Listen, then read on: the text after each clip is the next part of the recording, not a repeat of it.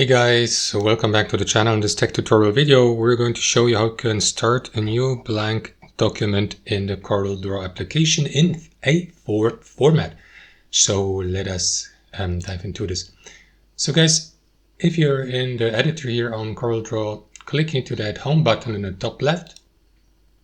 Then here, what you want to do is click into Get Started or navigate to Projects. And then if you, for example, here in your projects, what you want to do, guys, is you may, for example, click into Get Started here, and then choose a document type, which is A4, but you can, of course, click into more here and go with other types and formats.